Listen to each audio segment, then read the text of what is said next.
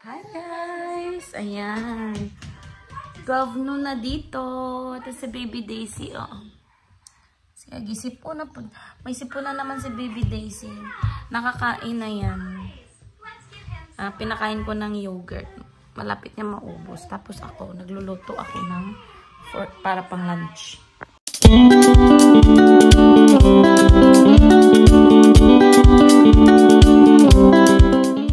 Itong niluluto ko guys, cocktail na hotdog, cheesy hotdog.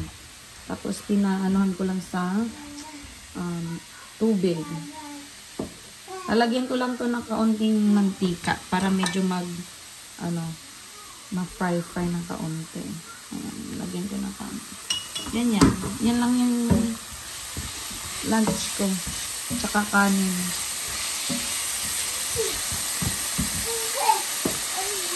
Yan guys, kain tayo. Si Daisy binigyan ko din ng hotdog. Pikinat ko ng strips. Ayan o. Bigyan ko to ng kanin kung gusto niya ng kanin. Ayan. Kain tayo guys. Siyempre, ito yung hotdog natin. Ayan. Tsaka may may tawag ito, sausawan. Kalamansi. Toyo na may kalamansi.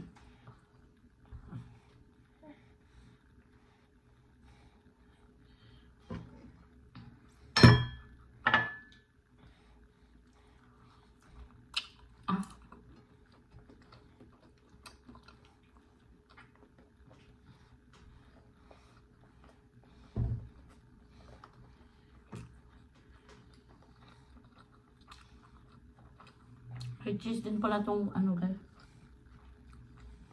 May cheese sa loob. Yung cocktail. Hotdog.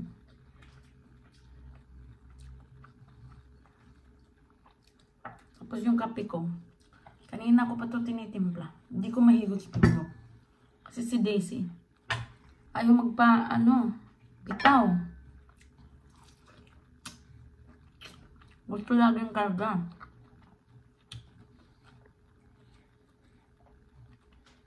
Natakot ako baka matapunan siya. Habang nakakarga ka siya tapos iniinom ko.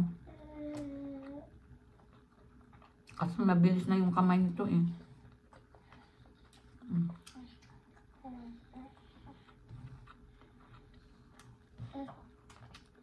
Hi guys.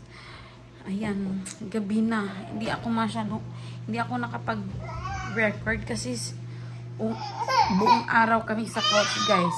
Sobrang clingy ngayon ni Baby Daisy. Hindi ako makalinis. Hirapan pa magluto. Si hubby ko nakaalis na kasi papuntang work. So, ako lang si Baby Daisy. So, ayaw niya magpaano, guys. So, ngayon lulutuin ko is tostadong adobong manok. Ayan siya, napa-evaporize ko lang yung sabaw niya. Pero, na-marinate ko na yan guys ng garlic, ano bang nilagay ko? Garlic, soy sauce, vinegar, tapos tatlong kalamansi, tapos pamintang durog at pamintang buo. Binarinate ko siya, tapos nilagay ko sa fridge ng mga 2 hours at least. Tapos, naggisa na lang ako ng sibuyas at bawang, tsaka ko nilagay yung ating marinated na manok. Hindi natin masyadong haluin guys kasi madudurog siya. So, inihintay ko lang na medyo mag-dry up siya. Tapos, magluluto din ako ng ampalaya. Ampalaya natin guys. Sinuk ko na yan ng salt with cold water. Tapos na-drain ko na. Hinugasan ko ulit ng 2 beses. So, yan ang ating Baby Daisy. Medyo masama pakiramdam nito kasi ayaw talagang magpalagay, guys. Tapos, yung nose niya, very runny. Tapos, may medyo yellowish thick color na sipon. So, alam kong masama pakiramdam nito. Yan, guys. Makikita niyo na medyo nag-sticky na yung sabaw niya. Ang gagawin ko, dadagdagan ko pa siya ng kaunting toyo para hindi siya masyadong maputla. Ayan. Tapos, haluin nyo na lang ng saglit. O hindi siya masyadong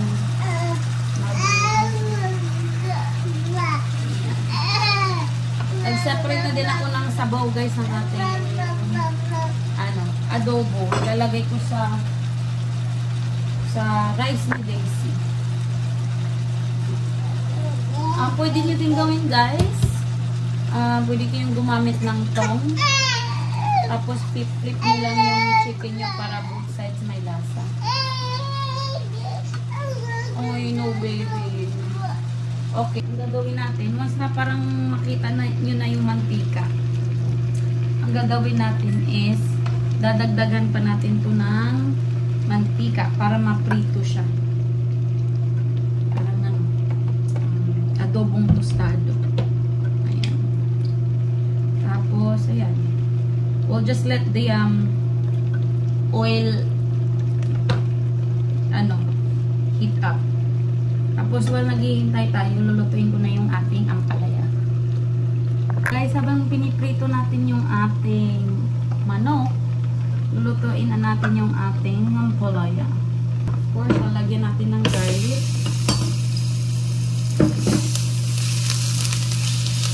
After ng garlic, ay ang ating sibuyas. Lagyan na natin ang ating guys. Ang ating tawag dito, ampalaya.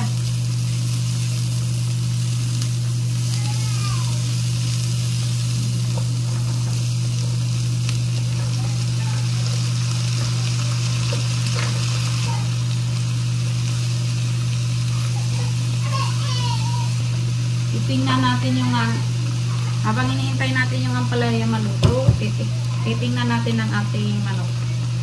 Ayan, babalik ta rin natin para ma-prito naman yung kabilang side.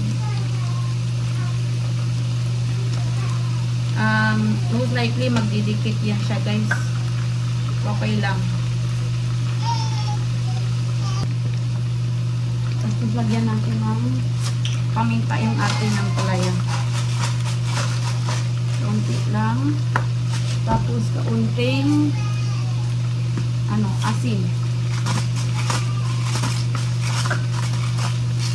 After ng asin guys, lalagyan lang natin ng kaunting chicken powder ang ating ampalaya. Yan lang. Paghaluin na natin yan.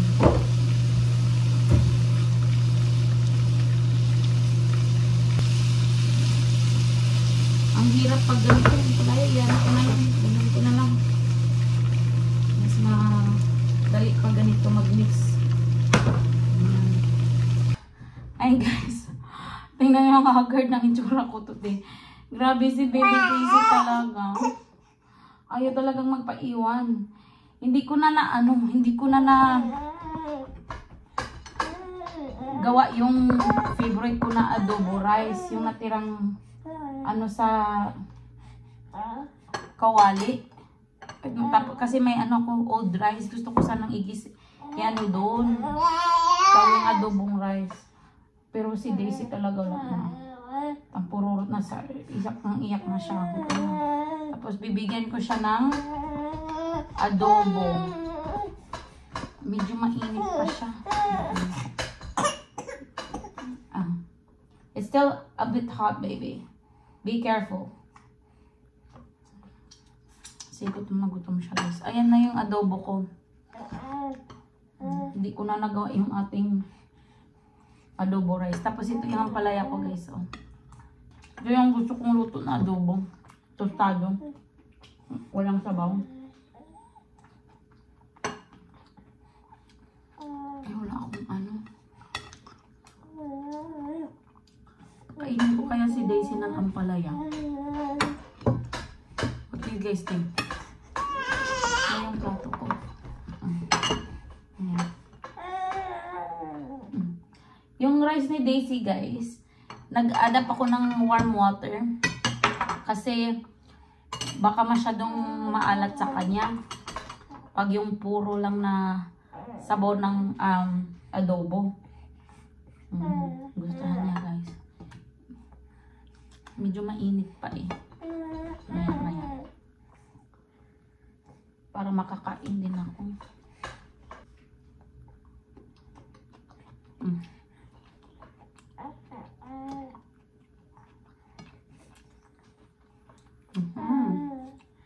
I give her warm bath kasi warm bath bath kasi may sipon siya para mag-clear up yung ano niya, nostrils niya.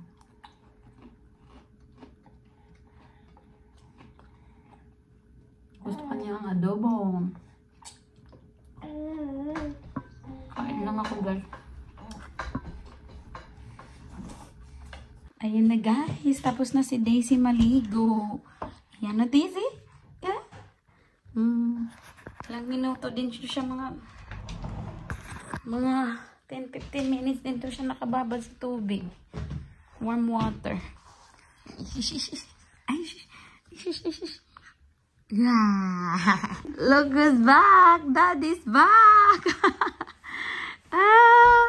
Pumunta sa work, guys. Wala palang work.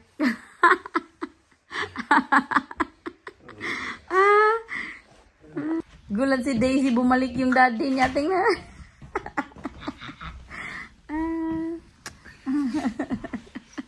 Nagulat si Daisy, kala niya may work si daddy.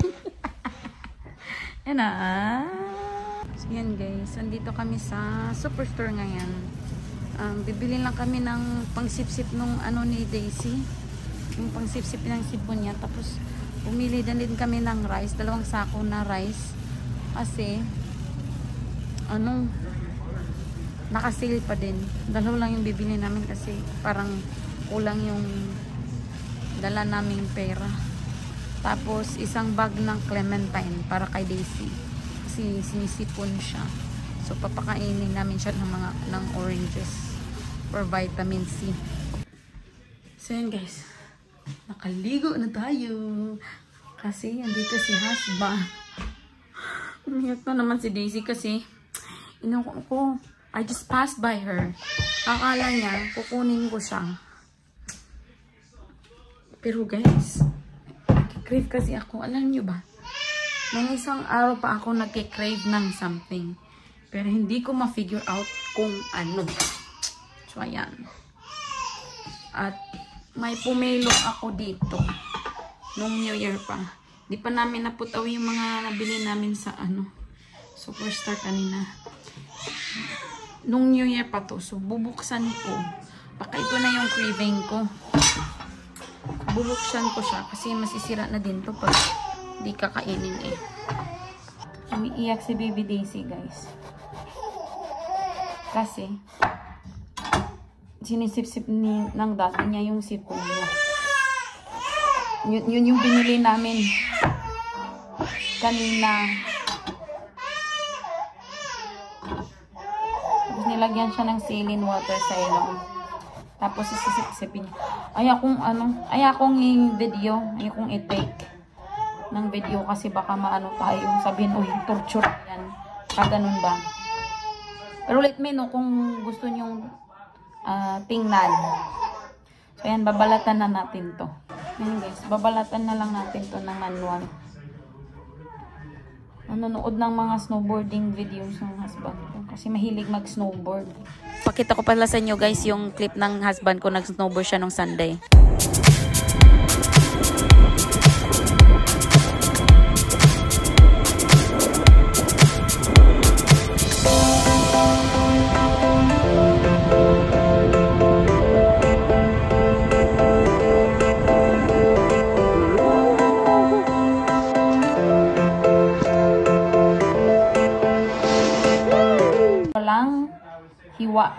Walang sugat yung ating pumelo. So that means hindi siya papait. Diba yun yung sabi sa atin, pag nahiwa mo daw yung pumelo, pag nasugatan mo, papait daw yung lasa niya. Ang bango. Nabuksan ko na yung ating pumelo. Medyo upset ako. Naiyak ako. Kasi umiyak talaga ako. Kasi dry na siya. Natin na kasi. Ay, bebe. Nag-moment si mama sa pumila.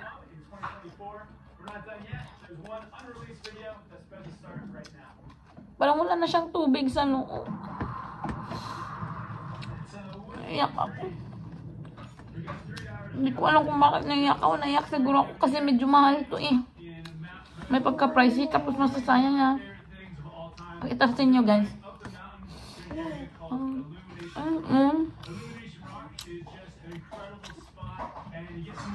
Medyo dry na siya. Malalaman mo na dry kasi yung tip niya yellow na. Kita niyo to guys. Kala ko seeds nung pagbukas ko, hindi pala.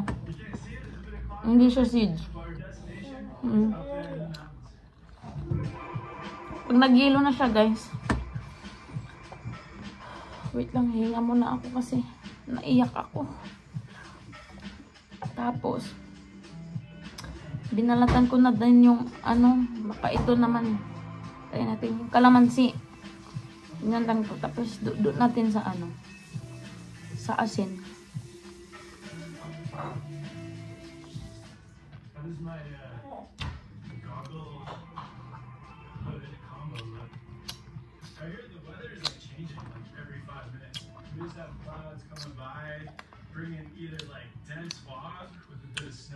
Sarap guys.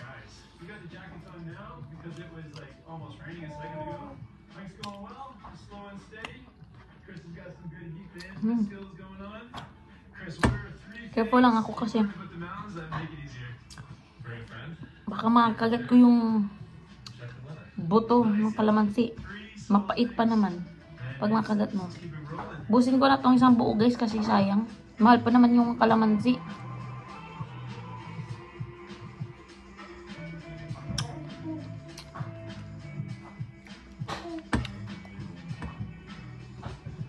Ipipidig yan dito sa ilalim ng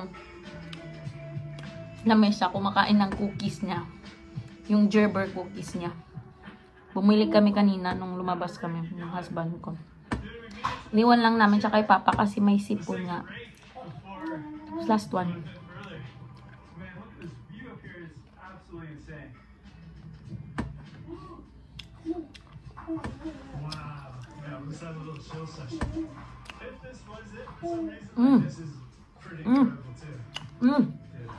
Sarap.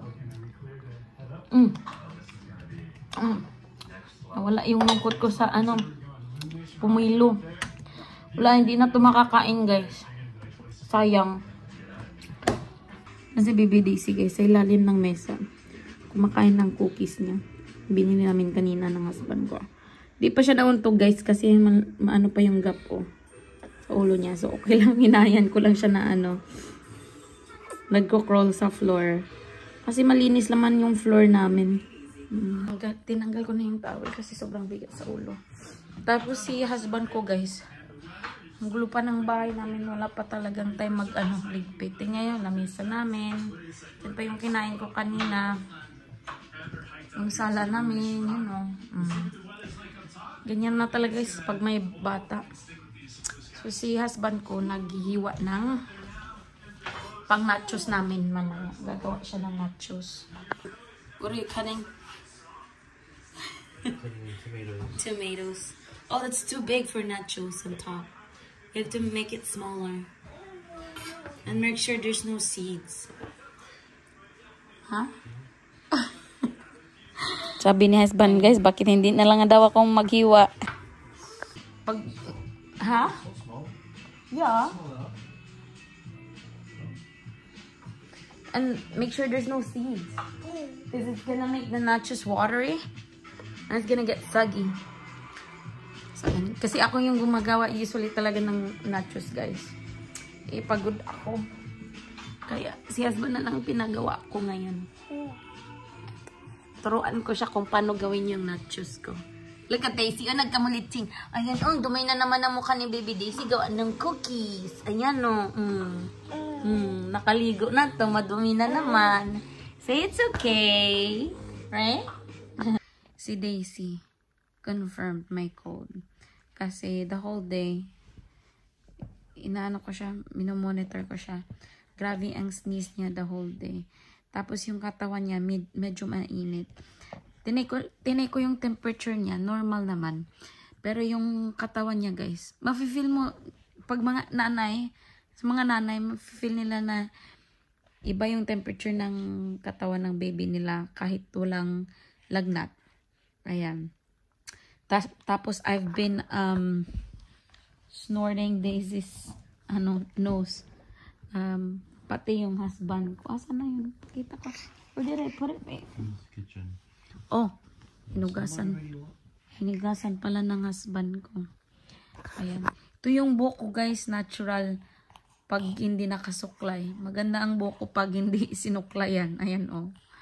Curly siya, wavy. Ano tawag ito? Curly or wavy? Ayan, oh. Di na lang kaya ako magsuklay. Tapos, I always keep a stock of ito. Babe, can you, Daisy? Itong ating Aliva Natural Sleep Easy Chest Rub. Instead of Baby Vicks, ito yung ginagamit ko kasi siya, very tawag ito, all natural siya, guys. So may eucalyptus lang siya, lavender oil. Yun lang yung niya. Tapos it says here, calms and relaxes. Ayan. So, kakalagay ko lang nito sa sa chest ni Daisy, ni Baby Daisy at sa likod niya. So, nilagay ko na to sa chest at back ni Daisy and nawala yung maoy niya, guys. Tsaka ko lang naalala, meron pala ako nito. So, nilagyan ko. Nawala yung maoy niya. Naglalaro na siya. Kanina, ayaw humiwalay sa akin. Parang linta. Tapos, meron din ako nitong Stuffy Patch from the Natural Patch. Ito. I also keep this one. And then, ini-stick mo lang siya sa, sa damit ng baby nyo. Ito. It came with 24 patches. Itong dalawa, guys, I swear by this. Kasi, ginamit ko to nung nagka-RSV si Baby Daisy natin. Nagka-RSV siya. Ito yung ginamit ko. And, as in, yung tulog niya, guys, parang wala siyang RSV. As in, dire-diretso yung tulog niya, kahit may RSV siya. Tsaka mo lang malalaman na, yung hinga niya, yung parang struggling na talaga siya pag nagigising na siya. Pero pag nung natutulog siya, medyo deep yung breathing niya, pero hindi talaga yung parang ganon. Mahal, is that open, the ceiling? Okay. Tapos ito naman ginagamit ko kasi may cold si Baby Daisy. Ayan, naglalaro na siya. Pakita ko sa inyo. Daisy. Daisy. Ayan, smiling na. Daisy. Daisy. Ayan na, smiling na yung Baby Daisy. Oh, she just took a 1 step, 2 steps. 2 steps. Wow. Good job, baby. Good job. Tingnan mo yung ilong niya, guys. So, kitang-kita niyo talaga. It's very runny. Nakailang punas na ako. Nakailang higop na ako nung ilong niya. Ayan, guys. Naluto na yung nachos ng husband ko. Aray. Hindi pala mainit. At the end daw, pinut niya ng broil para medyo mag-darken. Nasunog. Nakalimutan. Pero sa top lang to, guys. Yung ilalim nito, tingnan nyo. Okay naman. Yan, kain na tayo. Nood kami ng bagong Netflix show. Anong pangalan nito, mahal? Fubar, ayan. Parang short series lang siya. Yan yung anong pangalan niya? Schwarzenegger. Yan, guys, very cheesy siya. Hindi naman sunog sa ilalim. Sa ibabaw lang, pero masarap, hindi naman siya masyadong sunog. Tapos may salsa camping at sour cream.